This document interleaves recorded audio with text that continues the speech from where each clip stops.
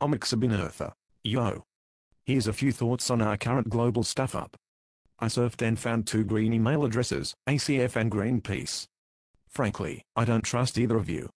Sorry, but you're too big. But the Mother Earther is bigger, so ya better listen to her son, me, Omaxa bin Eartha, cause I's on side with the angels and other powerful and righteous dudes. Let's not waste any more corporate time, and for the good of all, let's get down to business. Here's a taste. I love you, so, happy viewing. I have no idea of your relationship with Senator Bob Brown, but let's assume we're all on the same train. Thoughts on green politics, or I'll put you in government yet. Bob Brown, by Omaxa bin Eartha, the 7th of July 2009. The obvious antidote to our current farce, called politics on Earth, is to go local, and of course, to geo-green. Thus, I fire an arrow of righteousness at the Australian Greens, in my new war, to put the bloody greenies into government. Having been enwizened that solar panels can be made by any handyman in their backshed, I'm inspired to tackle the rot of all sacred cows, that we have to rely on the big fellas of corporate finance for our necessities for survival in a power-hungry society. I would like to see Greens in government, globally, and see that this should rightly be attained, by working from the local, decentralized level. When it becomes known that such otherwise overly expensive comforts such as electrical energy can be made for us by the local fella who has a shed and a bit of ingenuity, it begs the question of why we fall to relying so much on fegging Kmart and Supercheap and other low-quality product suppliers to rip us off in our noble attempts to go green, or to do the right thing, etc. Knowing the way of things as I do, where, if you want to buck the trend, before long some ace in the hole will put the screws on you to conform to the big house way of thinking and maintaining the corruption, it's easy to understand why the poor blighter with fegal education resigns themselves to playing the game according to the demands of the utterly rotten and totally ignorant. Hypnotized drum club of brutes, rugby players on grog and bent coppers. I have little to do with anybody in Australian society these days, but I do know that even the least intelligent of them, perhaps the majority in New South Wales, want, deep in their bigoted hearts, to do the right thing, for the planet, and for the land they actually really love. But without a college, read private school education, and thus no brotherhood-type connections, they have few choices, but to ascribe to the mainstream dogma, and marketing con of going to a multinational store to buy, when they can afford it, a few items like, in energy terms, a solar panel, and the ancillaries. So, how does the Green Heart fight the hegemony of IMF-type pyramid on economics? Fearlessly, I say, the laymen and those who would support and represent them in Parliament, must go to where the rubber rubs the road, and expose the rorts of all our accepted economic traditions.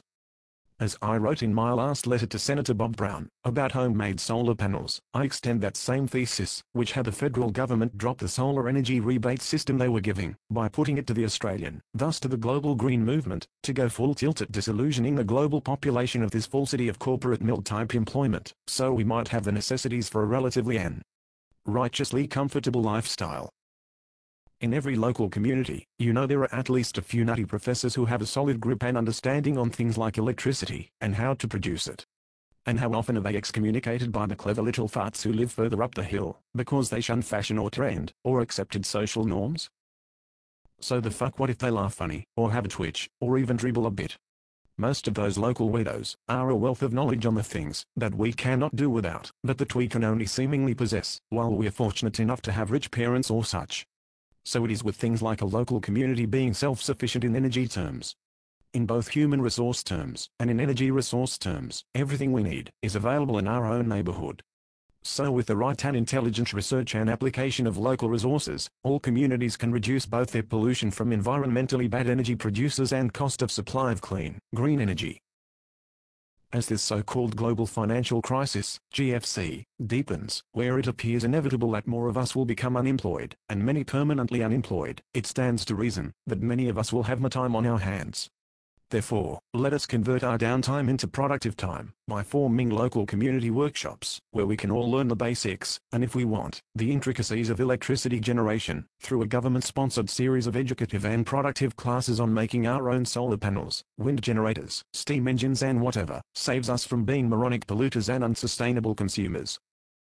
Any responsible and righteous government would know this is the right thing to do, just like the Greens know it.